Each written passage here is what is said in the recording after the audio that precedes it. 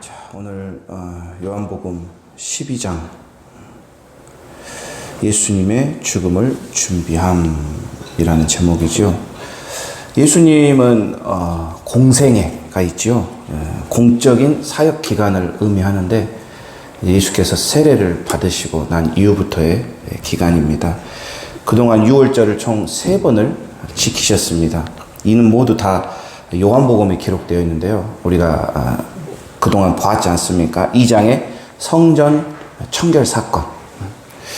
예수께서 유대인의 유월절에 일어난 일입니다. 율법대로 지켜지는 성전은 한계가 있다. 이 성전에서 제사를 드리는데 율법으로만 이 성전에 가서 이런 행위로 드려지는 제사에는 한계가 있다는 것이죠. 그래서 예수 그리스도가 없는 성전은 더럽힌 성전일 뿐이시다.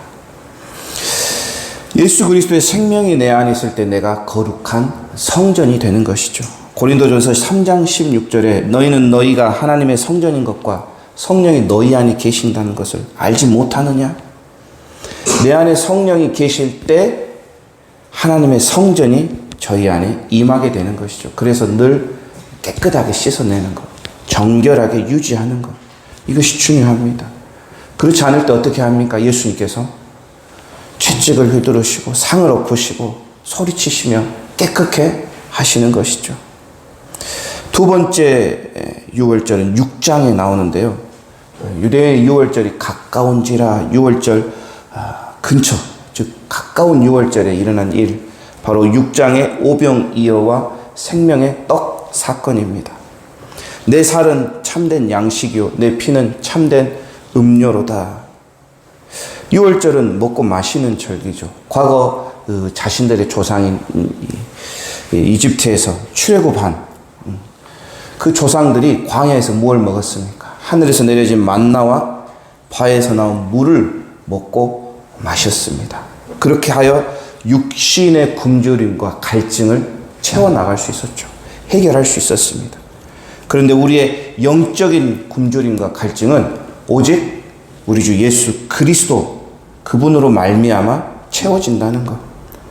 그래서 예수 그리스도는 우리의 양식이 되죠. 생명의 양식입니다. 그를 먹는 자마다 배고프지 않습니다. 그를 마시는 자마다 목마르지 않다는 것이죠.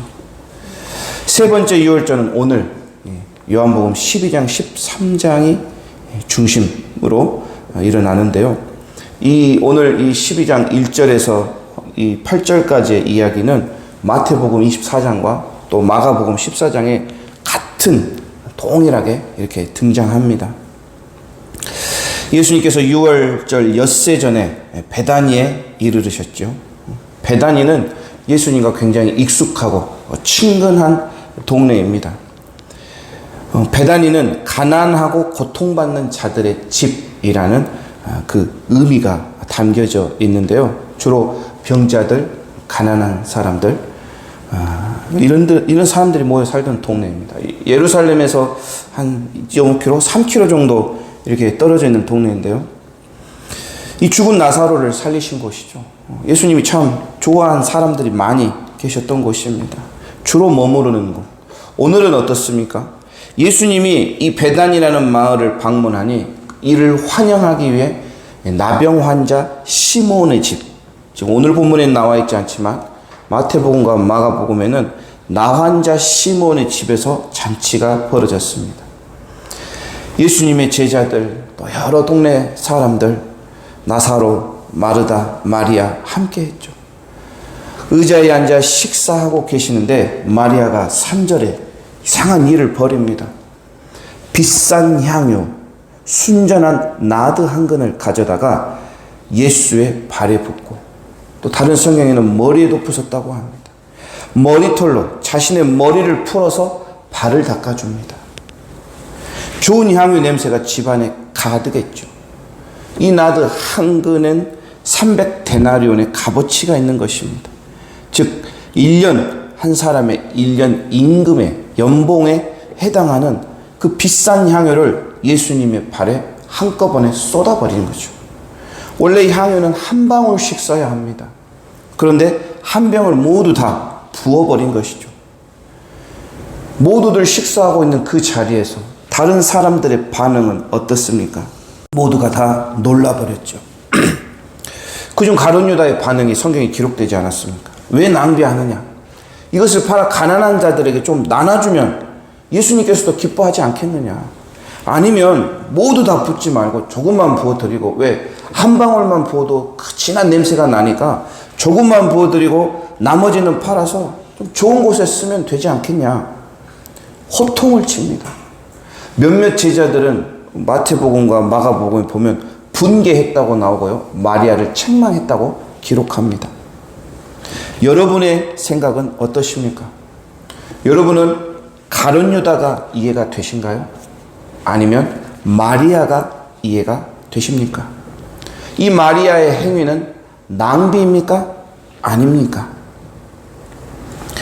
나드 한 근의 무게는 약 350g 정도입니다. 작은 생수병 이 정도의 크기인데요. 이 값어치를 지금 돈으로 환산했을 때 한 4천만 원에서 한 5천만 원 정도라고 할 수 있겠죠. 마리아가 시집을 가기 위해 모아놓은 지참금일 수도 있고요. 또 평생 일해서 모은 자신의 재산일 수도 있고, 부모님께서부터 물려받은 그런 귀한 재산일 수도 있습니다. 당시 손님들을 위해서 이스라엘 사람들은 풍습이 두 가지가 있었는데, 손님이 집에 오면 머리에 기름을 발라주는 것과 발을 씻겨주는 것입니다. 마르다는 음식을 준비하고 마리아는 예수의 발밑에서 예수님의 말씀을 들었죠. 예수님의 가르침을 들었습니다. 어떤 이야기를 들었을까요? 예수님의 유월절이 다가오면서, 즉 마지막 이 자신이 주어진 사명을 다 감당하기 위해서 계속해서 제자들과 사람들에게 알리지 않습니까? 즉 자신의 죽음, 그리고 부활, 그리고 구속, 그때가 가까이 오고 있다는 것을 계속해서 가르쳤습니다. 그런데 사람들은 이해하지 못했죠. 알지 못했습니다. 많은 제자들이 있었어, 많은 사람도 있었지만 그 예수님이 하시는 말씀이 정확히 어떤 의미인지를 깨닫지 못했습니다. 그런데 마리아는 달랐지요. 메시아로 오신 이 예수 그리스도가 고난 당하시고 죽임 당하시고 사흘 만에 부활한다는 사실을 마리아는 깨달았습니다. 성령께서 알게 하셨습니다. 아, 이분이 하나님이시구나. 이분이 메시아구나. 이분이 그리스도고 구원자이시구나. 이분께서 온 인류를 사랑하셔서 자신의 목숨을, 생명을 바치시는 분이구나. 이걸 깨달았습니다. 이걸 알게 된 마리아에게는 더 이상 이 세상은 의미가 없어졌죠. 세상의 것을 더 이상 의미가 없어졌습니다. 낭비는 그녀에게 의미가 없어졌습니다. 자기가 가진 최고의 것, 자기의 생명과도 같은 그 모든 것을 마리아는 이 나드를 통하여 예수님께 드린 거죠. 이것은 예수님을 향한 자기의 사랑이었습니다. 마리아의 행위는 낭비인가요? 아니면 사랑인가요? 마가복음 14장 6절에서 9절을 제가 읽어드리겠습니다. 예수께서 이르시되 가만히 두어라. 너희가 어찌하여 이 마리아를 괴롭게 하느냐? 그가 내게 좋은 일을 하였느니라 하며 여인을 칭찬하죠. 가난한 자들은 항상 너희와 함께 있으니 아무 때나 원하는 대로 도울 수 있지만 나는 너희와 항상 함께 있지 않는다. 힘을 다하여 내 몸에 향유를 부어 내 장례를 미리 준비한 여인이다. 내가 진실로 진실로 너희에게 이르노니 온 천하 어디서든지 복음이 전파되는 곳에서는 이 여자의 행한 일도 말하여 이 여인을 기억하게 하시리라. 이렇게 기록하셨습니다. 예수께서 마리아야, 이 나들을 깨뜨리지 말아라. 나를 위해 사용하는 것도 좋은데 나는 괜찮아. 이거 팔아서 가난하고 어려운 사람을 도와줘라. 병들고 힘든 사람들에게 나눠줘라. 이렇게 말하는 것이 예수님스럽지 않습니까? 이렇게 말씀하시면 예수님답지 않겠습니까? 그런데 예수님은 어쩝니까? 이 여인을 칭찬하죠. 이 여인의 행위를 굉장히 기뻐하시고 축복의 말씀을 해주십니다. 이 여자가 행한 일을 기억하게 하실 것이다.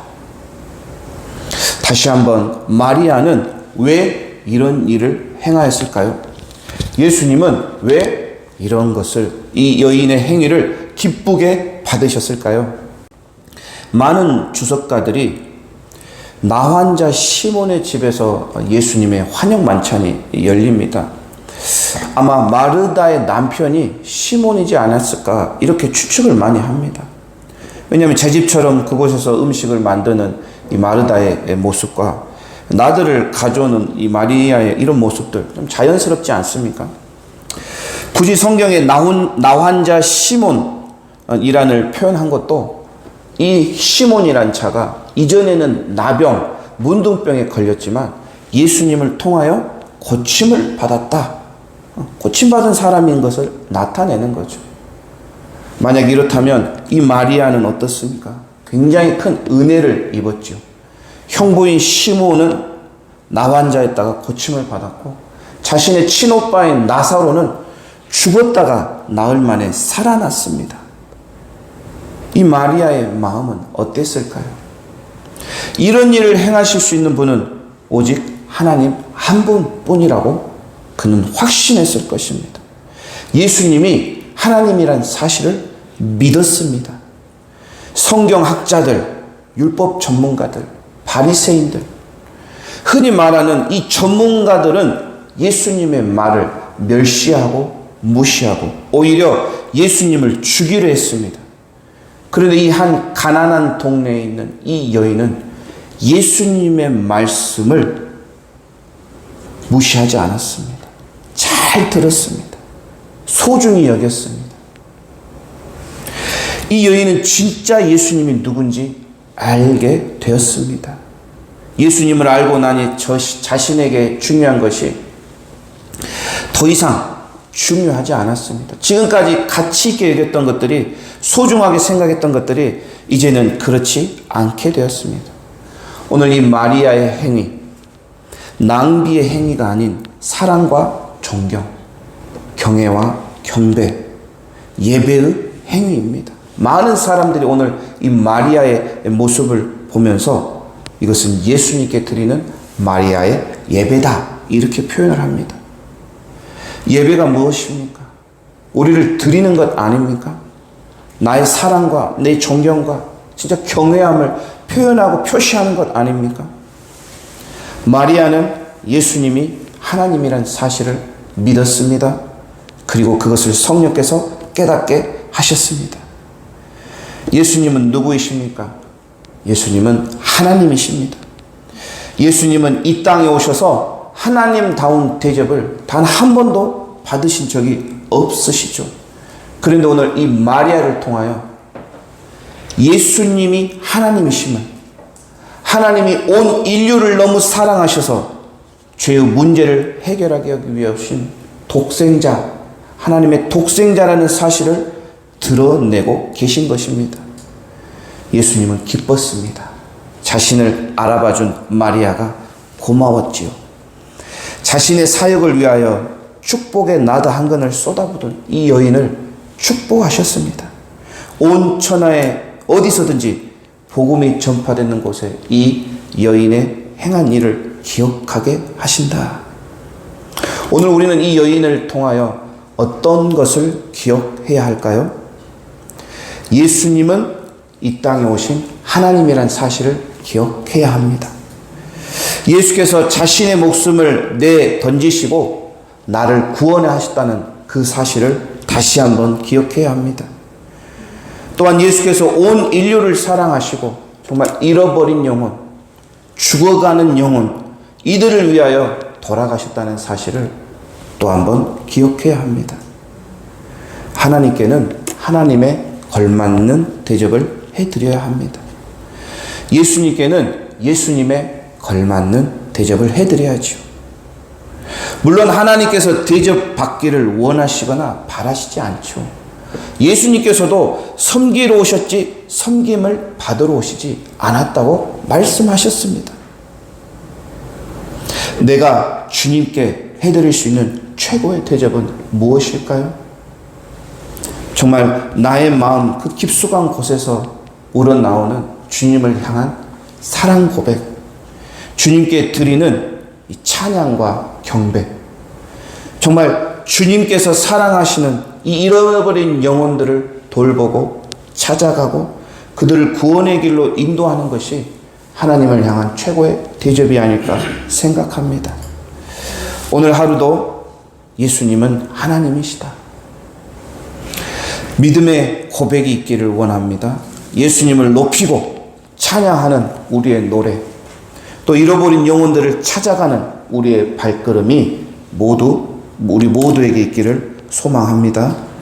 함께 기도하겠습니다.